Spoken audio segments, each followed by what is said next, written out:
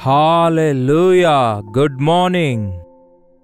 ನಿಮ್ಮೆಲ್ಲರನ್ನು ಪ್ರೀತಿಯಿಂದ ಮಾತಾಡಿಸಲು, ನಿಮ್ಮನ್ನು ಎಬ್ಬಿಸಲು, ದೇವರ ವಾಕ್ಯದಿಂದ ಧೈರ್ಯಪಡಿಸಲು ಕರ್ತನು ನನಗೆ ಕೊಟ್ಟ ಅವಕಾಶಕ್ಕಾಗಿ ಆತನನ್ನೇ ಸ್ತುತಿಸ್ತೇನೆ. ಹೇಗಿದ್ದೀರಿ? ಎಚ್ಚರಗೊಂಡಿದ್ದೀರಾ? ಬನ್ನಿ ಒಂದು ಚಿಕ್ಕ ಪ್ರಾರ್ಥನೆಯಿಂದ ದೇವರ ವಾಕ್ಯ ಧ್ಯಾನಿಸೋಣ. ಪರಿಶುದ್ಧ ದೇವರೇ, ಉದಯದಲ್ಲಿಯೇ ನಿಮ್ಮನ್ನು ಎದುರುಗೊಂಡು ನಿಮ್ಮೊಂದಿಗೆ ನಮ್ಮ ದಿನವನ್ನು ಪ್ರಾರಂಭಿಸೋದು ನಮಗೆಷ್ಟು ಧನ್ಯಕರವಾಗಿದೆ ಎಂದು ನಾವು ಅನುಭವಿಸುವಂತೆ ನಮ್ಮೊಂದಿಗೆ ಮಾತಾಡಿರೆಂದು ಕ್ರಿಸ್ತನ ನಾಮದಲ್ಲಿ ಬೇಡುತ್ತೇನೆ ತಂದೆಯೇ, ಆಮೇನ್. ನೋಡಿ ಪ್ರಿಯರೇ, ಯಾವುದರೊಂದಿಗೆ ನಾವು ನಮ್ಮ ದಿನವನ್ನು ಪ್ರಾರಂಭಿಸುತ್ತೇವೋ ನಮ್ಮ ಜೀವಿತದಲ್ಲಿ ಆ ದಿನವೆಲ್ಲ ಅದೇ ರೀತಿಯಾಗಿರುತ್ತೆ. ಅದಕ್ಕೆ ಯೇಸು ಕ್ರಿಸ್ತನು ಈ ಲೋಕದಲ್ಲಿ ಇನ್ನೂ ಮೊಬ್ಬಾಗಿರುವಾಗಲೇ ಮುಂಜಾನೆಯಲ್ಲಿ ಎದ್ದು ಏಕಾಂತವಾಗಿ ಹೋಗಿ ಪ್ರಾರ್ಥಿಸುತ್ತಾ ಇದ್ರು. ಒಳ್ಳೆಯ ಆಲೋಚನೆಗಳಿಂದ ನಾವು ತುಂಬಲ್ಪಡಬೇಕಾದ್ರೆ, ದೇವರ ಆಲೋಚನೆಗಳೊಂದಿಗೆ ತುಂಬಲ್ಪಡಬೇಕಾದ್ರೆ, ದೇವರ ಯೋಚನೆಗಳು ನಮ್ಮ ಮನಸ್ಸಲ್ಲಿ ತುಂಬಿಕೊಳ್ಳಬೇಕಾದರೆ, ಉದಯದಲ್ಲಿಯೇ ದೇವರಲ್ಲಿ ಕಾದುಕೊಂಡು ದೇವರ ಮಾತು ಕೇಳುವಂಥದ್ದು ನಮಗೆ ಎಷ್ಟೋ ಶ್ರೇಷ್ಠಕರವಾಗಿದೆ. ನಿಮ್ಮಲ್ಲಿ ಬಹಳಷ್ಟು ಜನ ಅದು ನಿಜವೆಂದು ಅನುಭವಪೂರ್ವಕವಾಗಿ ಹೇಳ್ತಿದ್ದೀರಿ. ಅದಕ್ಕಾಗಿ ದೇವರನ್ನು ಸ್ತುತಿಸುತ್ತೇನೆ. ಕ್ರಮ ತಪ್ಪದಂತೆ ಈ ಅನುದಿನದ ಧ್ಯಾನವನ್ನು ನೀವು ಲಾಲಿಸುತ್ತಾ ಇರಿ ಪ್ರಿಯರೇ. ಹಾಗೆಯೇ ನೀವು ಕೂಡ ವೈಯಕ್ತಿಕವಾಗಿ ಎದ್ದ ತಕ್ಷಣವೇ ದೇವರ ಮಾತುಗಳನ್ನು ಕೇಳಿರಿ. ಒಂದು ವೇಳೆ ಒಳ್ಳೆ ಸಂಗೀತ ಪ್ರಿಯರಾಗಿರೋದಾದರೆ ಬೈಬಲ್ನಲ್ಲಿ ಎಷ್ಟೋ ವಾಕ್ಯಗಳು ಹಾಡುಗಳನ್ನಾಗಿ ರಚಿಸಿದ ವಚನಗಳಿವೆ. ಅಂತಹ ಹಾಡುಗಳನ್ನು ಹಾಡುತ್ತಾ ನಿಮ್ಮ ದಿನವನ್ನು ಪ್ರಾರಂಭಿಸಿರಿ. ನೀವು ದೇವರೊಂದಿಗೆ ಮಾತಾಡಿ ನಿಮ್ಮ ಕೆಲಸ ಪ್ರಾರಂಭಿಸುವಾಗ ಒಂದು ಒಳ್ಳೆ ಆಧ್ಯಾತ್ಮಿಕವಾದ ಗೀತೆಯನ್ನು ಕೇಳುತ್ತಾ ಹಾಡುತ್ತಾ ಕೆಲಸ ಮಾಡುವಾಗ ನಿಮ್ಮ ಮನಸ್ಸು ಎಷ್ಟು ಉಲ್ಲಾಸವಾಗಿರುತ್ತದೆ ಎಂದು ನಿಮ್ಮ ಬ್ಲಡ್ ನಿಮ್ಮ ರಕ್ತನಾಳದಲ್ಲಿ ಚೆನ್ನಾಗಿ ಪ್ರವಹರಿಸುವಂತೆ ಗೊತ್ತಾಗುತ್ತೆ. ಅನವಶ್ಯಕವಾದ ಟೆನ್ಷನ್ಸ್ಗಳಿಗೆ, ಒತ್ತಡಕ್ಕೆ ಅವಕಾಶವಿರೋದಿಲ್ಲ. ಉದಯದಲ್ಲಿಯೇ ನಿನ್ನ ಕೃಪೆಗಾಗಿ ಬೇಡಿಕೊಂಡಿದ್ದೇನೆ ಎಂದು ಆ ಕಾಲದಲ್ಲಿ ಮೋಶೆ ಹೇಳ್ತಿದ್ದ.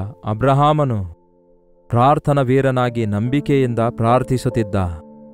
ದಾವೀದನು ಕೂಡ ಉದಯ ಕಾಲದಲ್ಲಿಯೇ ಎದ್ದು ನಾನು ಪ್ರಾರ್ಥನೆಯೊಂದಿಗೆ ಸಿದ್ಧನಾಗಿ ನಿನ್ನನ್ನು ಎದುರುಗೊಳ್ತೇನೆ ಎಂದು ಸಾಕ್ಷಿ ಕೊಡುತ್ತಾನೆ. ಯಾವುದೇ ಭಕ್ತನು ನೋಡುವಾಗ ಹಾಗೆ ಮಾಡ್ತಾನೆ. ಆದರೆ ಈ ದಿನ ನಾವು ಬೆಳಗ್ಗೆ ಎದ್ದ ತಕ್ಷಣವೇ ಯಾವ ಕೆಲಸ ಮಾಡುತ್ತೇವೋ ಅದರ ಪ್ರಭಾವ ಖಚಿತವಾಗಿಯೂ ದಿನವಿಡೀ ನಮ್ಮ ಮೇಲಿರುತ್ತೆ ಪ್ರಿಯರೇ. ನಾವು ಅಂದ್ಕೊಂಡಿರೋದೆಲ್ಲ ಗಲಿಬಿಲಿ ಆಗ್ತದೆ.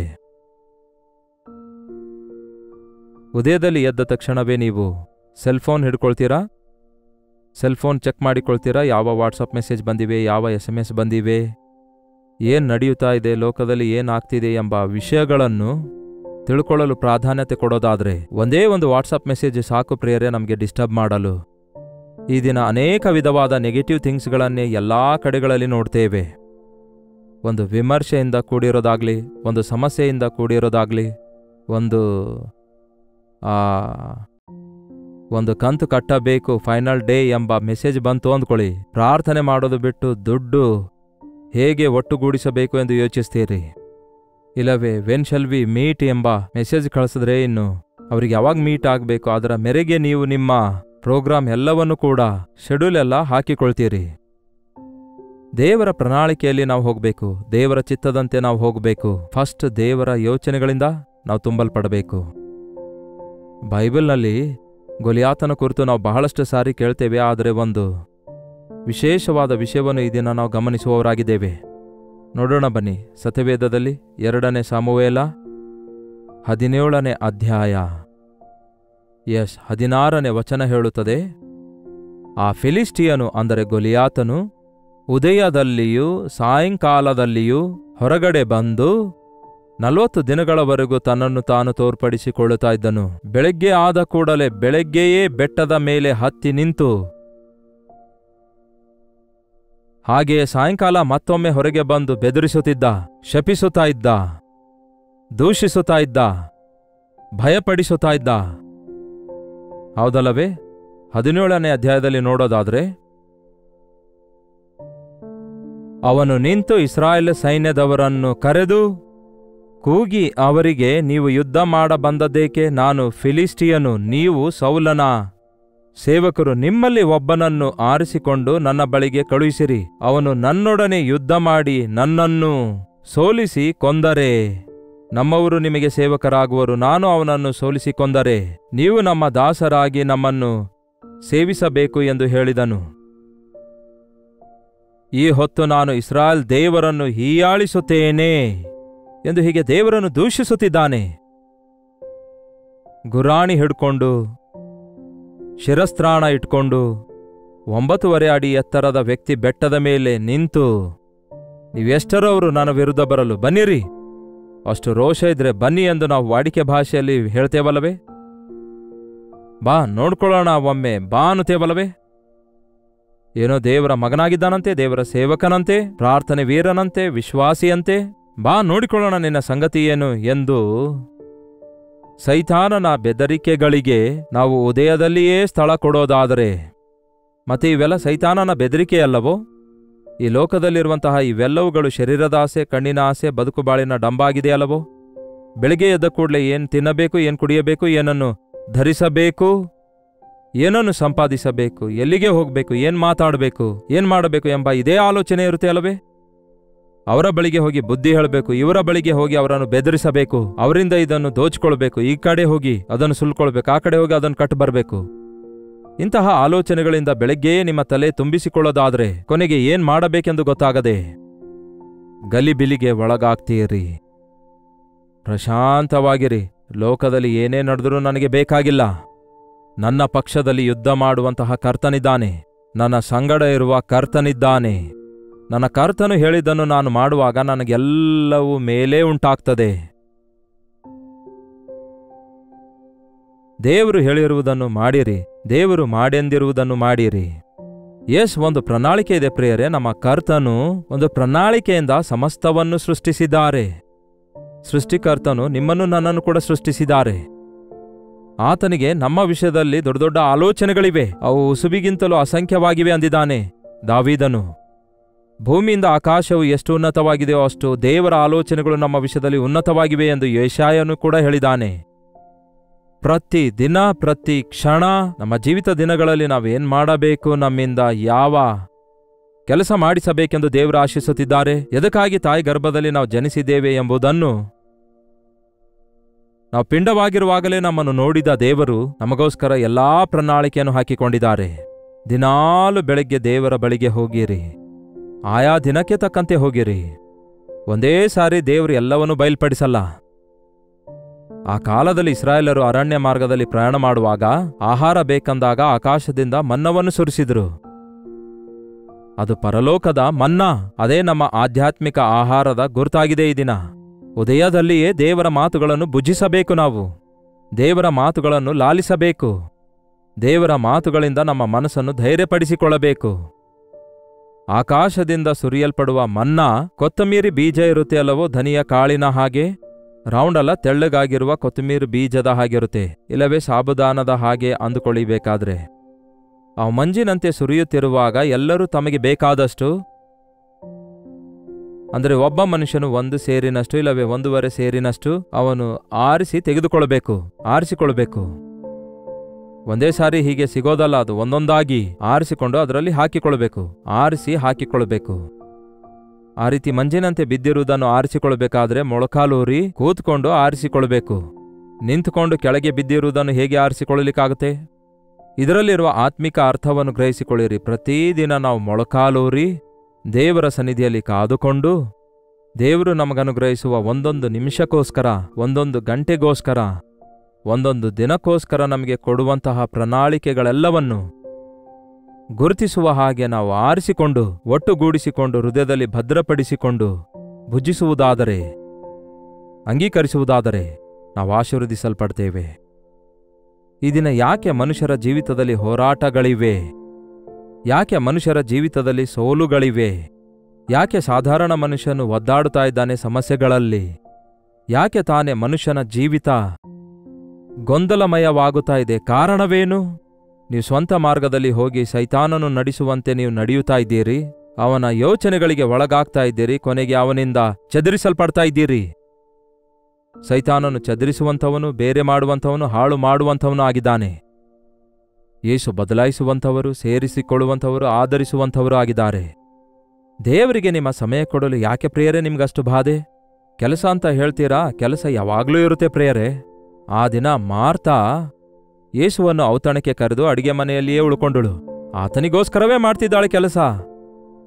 ಮಧ್ಯದಲ್ಲಿ ಅವಳು ಸಿಟ್ಟಿಗೊಳಗಾಗಿ ವಾಕ್ಯ ಕೇಳ್ತಿರುವ ಮರಿಯಳನ್ನು ನೋಡಿ ಇವಳು ಸುಮ್ಮನೆ ಕೂತ್ಕೊಂಡ್ರೆ ನಾನೊಬ್ಳೆ ಹೇಗೆ ಕೆಲಸ ಮಾಡ್ಲಿ? ಯೇಸುವೆ, ನಿನಗೆ ಸ್ವಲ್ಪವೂ ಚಿಂತೆ ಇಲ್ಲವೋ ಎಂದು ಯೇಸುವಿಗೆ ಕೇಳ್ತಾಳೆ. ಮರಿಯಳೇ, ಹೋಗು, ನಿನ್ನ ಅಕ್ಕಳಿಗೆ ಸಹಾಯ ಮಾಡು ಅನ್ನಲಿಲ್ಲ ಯೇಸು. ಆದರೆ ಯೇಸು ಹೇಳ್ತಾರೆ, ಮಾರ್ತಾಳೆ, ನೀನು ವಿಸ್ತಾರವಾದ ಕೆಲಸಗಳನ್ನಿಟ್ಕೊಂಡಿದ್ದೀ. ಕೆಲಸ ಇರೋದು ಒಳ್ಳೇದು, ಆದರೆ ವಿಸ್ತಾರವಾದ ಕೆಲಸ ಇಟ್ಕೊಳ್ಳೋದು ಒಳ್ಳೇದಲ್ಲ. ನೋಡಿ, ಬೆಟ್ಟ ಅಗಿದು ಇಲಿಯನ್ನು ಹಿಡಿದನಂತೆ ಒಬ್ಬನು.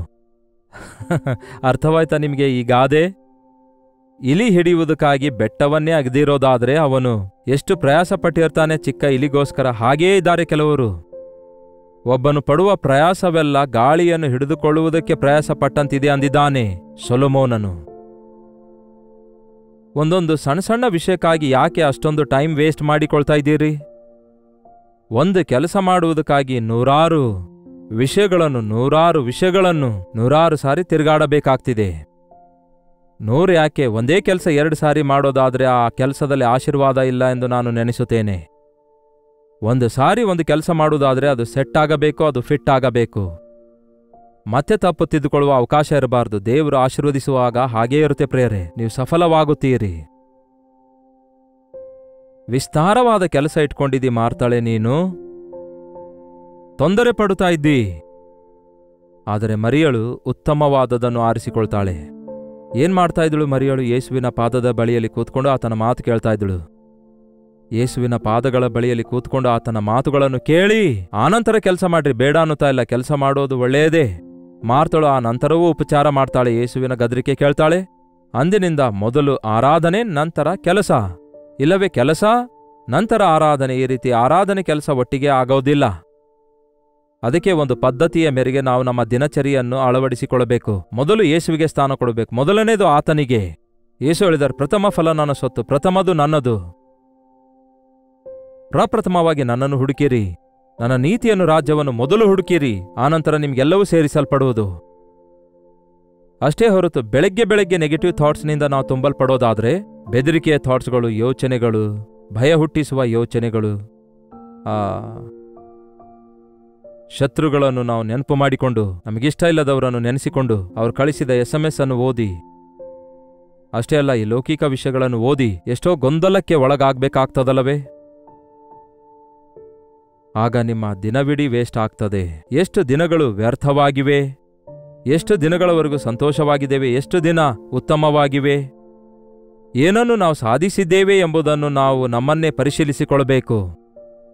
ಲೆಕ್ಕಾಚಾರ ಸರಿಯಾಗಿ ಇಟ್ಕೊಳ್ಳುವವನು ಎವ್ರಿ ಮಂತ್ ತಮ್ಮ ಮನೆಯಲ್ಲಿರುವಂತಹ ಎಕ್ಸ್ಪೆಂಡಿಚರ್ ಎಲ್ಲ ಎಷ್ಟಾಗಿದೆ ಎಂದು ಲೆಕ್ಕಿಸಿ ಅವರು ಅದರ ಮೇರೆಗೆ ಸುಧಾರಿಸಿಕೊಳ್ತಾರೆ. ಖರ್ಚು ಮಾಡುವ ವಿಷಯದಲ್ಲಿ ಎಚ್ಚರವಾಗಿರ್ತಾರೆ. ಈ ದಿನ ನಾವು ಲೆಕ್ಕಿಸೋದು ಅವಶ್ಯಕತೆ ಇಲ್ಲ ಅಂದ್ಕೊಳ್ತಿದ್ದೇವೆ, ಲೆಕ್ಕಿಸುತ್ತಲೇ ಇಲ್ಲ. ದೇವರು ನನಗೆ ಎಷ್ಟು ಕೊಟ್ಟಿದ್ದಾರೆ, ಆತನಿಗೆ ನಾನು ಏನು ಕೊಟ್ಟಿದ್ದೇನೆ ಎಂದು. ದೇವರು ನನಗೆ 7 ತಿಂಗಳು ಕೊಟ್ಟಿದ್ದಾರೆ, ನಾನು ಏನನ್ನು ಸಾಧಿಸಿದ್ದೇನೆ. ಆಯುಷ್ ಕೊಟ್ಟಿದ್ದಾರೆ, ಎಷ್ಟರ ಮಟ್ಟಿಗೆ ದೇವರನ್ನು ಅದರಿಂದ ಸಂತೋಷಪಡಿಸಿದ್ದೇನೆ. ದೇವರು ನನಗೆ ಕೊಟ್ಟ ಸಮಯ ದೇವರಿಗಾಗಿ ಎಷ್ಟರ ಮಟ್ಟಿಗೆ ಬಳಸುತ್ತಾ ಇದ್ದೇನೆ ಎಂದು ಹೀಗೆ ಯೋಚಿಸಿ. ಉದಯದಲ್ಲಿ ನೆಗೆಟಿವ್ ಥಾಟ್ಸ್ನಿಂದ ನಿಮ್ಮನ್ನು ನೀವು ತುಂಬಿಸಿಕೊಳ್ಬೇಡಿ. That's what I want to tell you.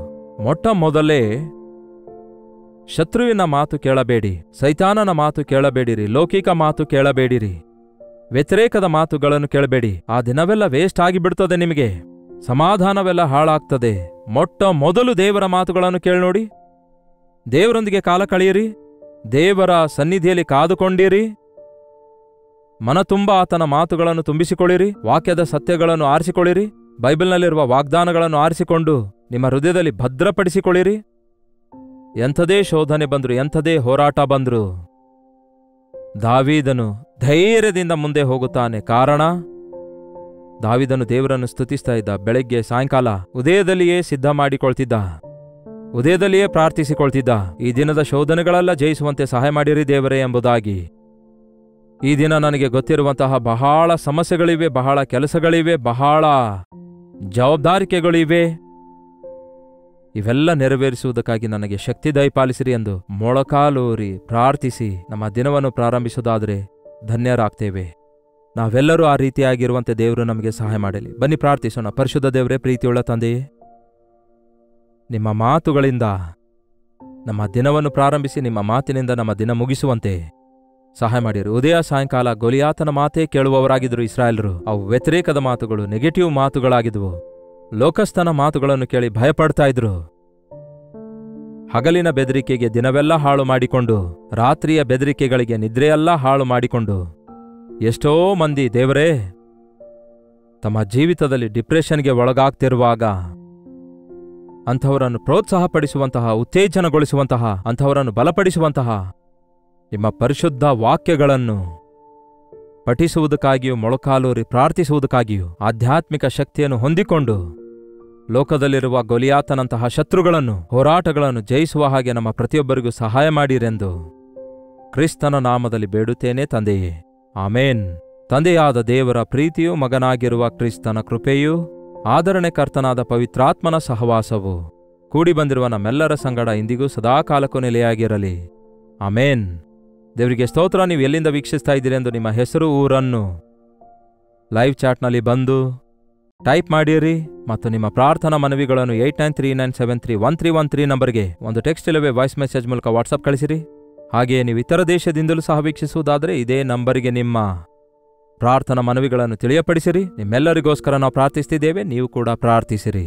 ದಿನಾಲು ನಿಮಗೋಸ್ಕರವೇ ಅಂತ ಅನುದಿನದ ಧ್ಯಾನ ಬೆಳಗ್ಗೆ 7 ಗಂಟೆಗೆ ಪ್ರಸಾರ ಮಾಡ್ತಿದ್ದೇವೆ ಮತ್ತು ನಿಮ್ಮಲ್ಲಿ ಅನೇಕರು ಹೆಚ್ಚೆಚ್ಚಾಗಿ ಆಧ್ಯಾತ್ಮಿಕವಾಗಿ ಬಲಗೊಳ್ಳಿರಿ. ಸೈತಾನನಿಗೆ ಒಳಗಾಗಬೇಡಿರಿ, ಭಯಪಡಬೇಡಿರಿ, ಬೆದರಬೇಡಿರಿ ಪರಿಸ್ಥಿತಿಗಳಿಗೆ. ಕರ್ತನು ಯಾವಾಗಲೂ ನಿಮ್ಮ ಸಂಗಡ ಇರ್ತಾರೆ. ಕರ್ತನ ಚಿತ್ತವಿರುವುದಾದರೆ ಮತ್ತೆ ನಾಳೆ ಇದೇ ಅನುದಿನ ಧ್ಯಾನ ಎಂಬ ಕಾರ್ಯಕ್ರಮದಲ್ಲಿ ಭೇಟಿಯಾಗೋಣ. ಅಲ್ಲಿವರೆಗೂ ದೇವರ ಮಹಾಕೃಪೆ ನಿಮ್ಮೆಲ್ಲರೊಂದಿಗಿರಲಿ.